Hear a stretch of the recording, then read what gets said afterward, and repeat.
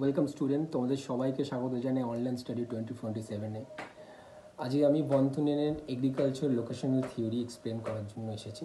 এবং তোমরা সবাই জানো যে বন্ধুনের agriculture location theory human geography একটি অন্যতম পার্ট, এবং যেটা এক্সপ্লেন করে এফেক্টিভ ল্যান্ড ইউজ, স্পেশালি ডিস্টেন্সের সাথে সাথে কীভাবে তোমার agriculture land use pattern change হচ্ছে, এবং এর সাথেও যে তোমার রেন্ট আছে, যে ল্যান্ড রেন্টের সাথেও যে তোমার যে এগ্রিকালচার ল্যান্ড ইউজ প্যাটার্নের যে রিলেশন, তিনি সেটা এক্সপ্লেন করেন। চলো শুরু করা যাক। জন হেনরি ভনথুনেন তিনি ছিলেন জার্মান ইকোনমিস্ট এবং একজন ল্যান্ড ওনার।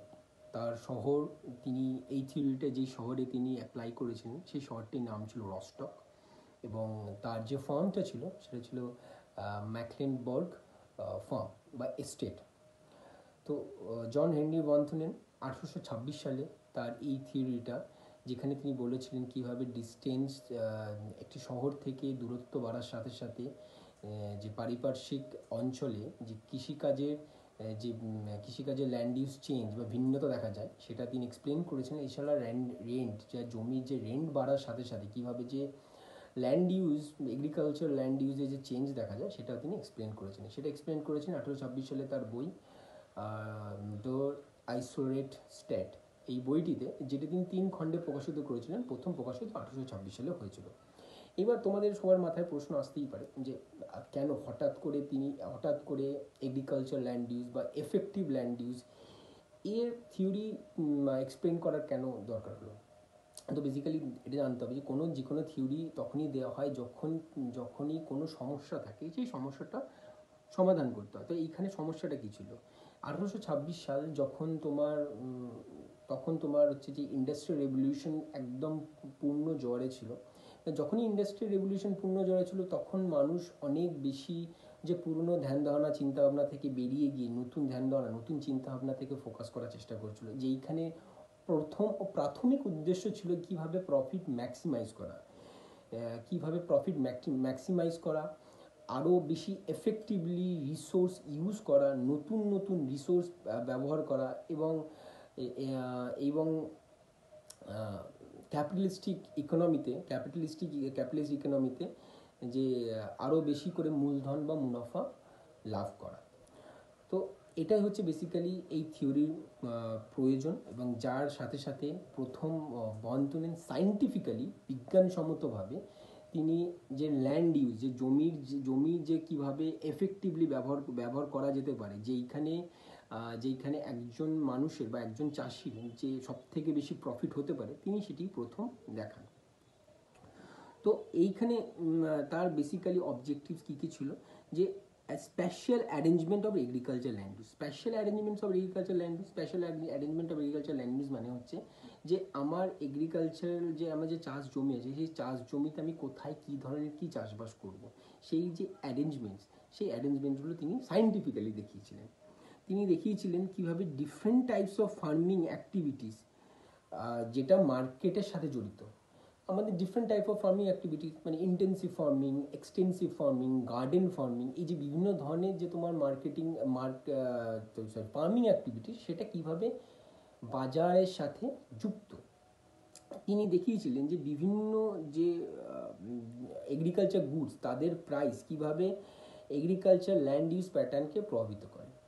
তিনি দেখিয়েছিলেন যে ল্যান্ড ইউজ প্যাটার্ন ও ট্রান্সপোর্ট কস্টের একটা সম্পর্ক, সেটাও দেখিয়েছিলেন। এবং ফাইনালি তিনি ল্যান্ড ইউজ প্যাটার্ন ও জমির যে রেন্ট, তারও একটা সম্পর্ক দেখিয়েছিলেন। আমরা এই অবজেক্টিভগুলি ফাইনালি এখন আলোচনা করব। তো এই অবজেক্টিভগুলো বা থিওরি দেওয়ার আগে তিনি কিছু প্রিমাইসেস অফ দ্য থিওরি সেটা বলেছিলেন। এতে প্রিমাইসেস অফ দ্য থিওরি যেইখানে সবথেকে আগে বলার কথা, এই যে তোমার বন্ধনের থিওরিটা নর্মেটিভ থিওরি। নর্মেটিভ থিওরি মানে কি? নর্মেটিভ থিওরি মানে হলো যেই থিওরি একটা আইডিয়াল থিওরি, যেটার মধ্যে কোনো প্র্যাকটিক্যাল সিচুয়েশন বা হচ্ছে প্র্যাকটিক্যাল গ্রাউন্ডে তার কোনো বেস নেই, যে আইডিয়ালি এরকম হওয়া উচিত। ওকে, সো নর্মেটিভ থিওরির মধ্যে তিনি বলেছিলেন, তিনি কতগুলো তিনি আদর্শগত অবস্থান তিনি ঠিক করে নিয়েছিলেন। যেমন তিনি বলেছিলেন আইসোলেটেড স্টেট। বলছি যে যিনি এই এগ্রিকালচার ল্যান্ডটা বা এই যে পার্টিকুলার অঞ্চলটা যার ওপর তিনি প্রয়োগটা করেছিলেন, বলছে সেটা আইসোলেটেড হবে। তার মাঝখানে একটা বাজার থাকবে এবং সেটা আশেপাশের যে বা সেটা ধরো সেটা পারিপার্শ্বিক যে পৃথিবী বা সবার থেকে আলাদা থাকবে, কাটা থাকবে, সেটা একদম আইসোলেটেড। এবং এই যে আইসোলেটেড স্টেট বা আইসোলেটেড যে জায়গাটা, সেই জায়গার প্রাকৃতিকগত যে কন্ডিশন, এনভায়রনমেন্টাল কন্ডিশন, সেটা ইউনিফর্ম হবে, মানে সব জায়গায় কোনো রকম ভিন্নতা দেখা যাবে না। মানে যদি জমিটা যদি তোমার সমান্তরাল হয়, পুরো জমিটা সমান্তরাল, পুরো জমিটা যদি পাথুর হয়, পুরো জমিটাই পাথুরে হবে, পুরো জমিটা যদি তোমার যেখানে যদি ক্লাইমেটিক কন্ডিশন শুরুতে যেমন শেষেও ক্লাইমেটিক কন্ডিশন একই হবে, মানে কোনো রকমের ভিন্নতা নেই, uniform environmental condition with a single market যেটা সেন্টারে থাকবে, এবং একটা এগ্রিকালচার হিন্টারল্যান্ড, মানে আশেপাশে একটা চাষবাসযোগ্য জমি যেখানে চাষবাস করা হবে। এবার তিনি বলছে হোমোজিনিয়াস ল্যান্ড। হোমোজিনিয়াস বলছে যে এগ্রিকালচার ল্যান্ড আছে, তার যে ভৌত রাসায়নিক, এই যে ফিজিক্যাল যে ক্যারেক্টারিস্টিক সব সেম থাকবে, মানে তার ফার্টিলিটি সমান থাকবে, সে প্রথমেও তার যেমন ফার্টিলিটি, শেষের দিকেও তার সেম ফার্টিলিটি থাকবে, মানে এই দিক থেকে কোনো রকম সমস্যা নেই। রিলিফ, সয়েল, ক্লাইমেট সব সমান পুরো অঞ্চলটা। তাহলে রস্টক শহরের ওই ম্যাকলিনবোর্গ যে এস্টেট, তার পুরোটার তোমার হচ্ছে রিলিফ, সয়েল এবং ক্লাইমেট পুরোটাই সমান।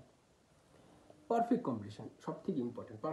পারফেক্ট কম্পিটিশন বলেছে যে এই স্টেটে একটা পারফেক্ট কম্পিটিশন বিরাজ করবে। পারফেক্ট কম্পিটিশন মানে বলছে ম্যান অ্যাজ এ তোমার র্যাশনাল অ্যান্ড ইকোনমিক ম্যান, সে সবসময় চেষ্টা করে তার প্রফিট সবসময় ম্যাক্সিমাম হোক, এবং সেই ম্যাক্সিমাম প্রফিট করার জন্য সে সবসময় সেই রকম ডিসিশন বা সিদ্ধান্ত গ্রহণ করে যেই সিদ্ধান্তের উপর ভিত্তি করে তার সব থেকে প্রফিট বেশি হয়। কীরকম সিদ্ধান্ত? সে চেষ্টা করবে তার যাতে কম টাকা ট্রান্সপোর্টে খরচ করতে হয়, তাহলে সেইটাতে মার্কেটে অনেক বেশি টাকায় বিক্রি করতে, মার্কেটে যেই টাকায় বিক্রি করবে তাহলে তার প্রফিট অনেক বেশি হবে। সে যদি অনেক বেশি টাকা ট্রান্সপোর্টে খরচ করে, মার্কেটে সে যদি সেইটা বিক্রি করে, সেটা তার অনেক কম লাভ হবে। সে সবসময় চেষ্টা করবে তার প্রফিট ম্যাক্সিমাম হোক, সে সব থেকে ইম্পর্টেন্ট। তাই র্যাশনাল অ্যান্ড ইকোনমিক ম্যান।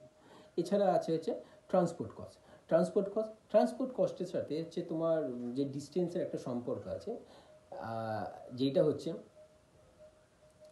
তোমার সেন্ট্রাল মার্কেট থেকে যত দূরে যাবে, মানে সেন্ট্রাল মার্কেট থেকে তুমি যত দূরে যাবে তত তোমার ডিস্টেন্স বাড়তে থাকবে।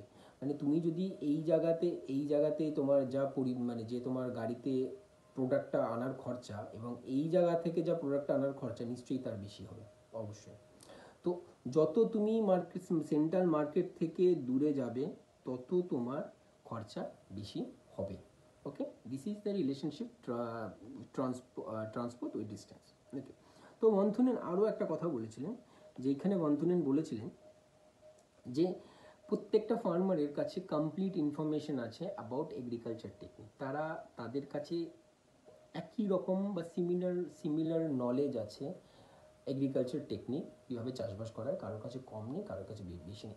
সেই একটা হোমোজিনিটি, মানে সবার কাছে সমান আছে, সেই একটা হোমোজিনিটি অবস্থা বিরাজ করছে, যেইখানে দাঁড়িয়ে যিনি তার যে নর্মেটিভ যে থিওরিটা সেটা তিনি এস্টাবলিশ করেছেন।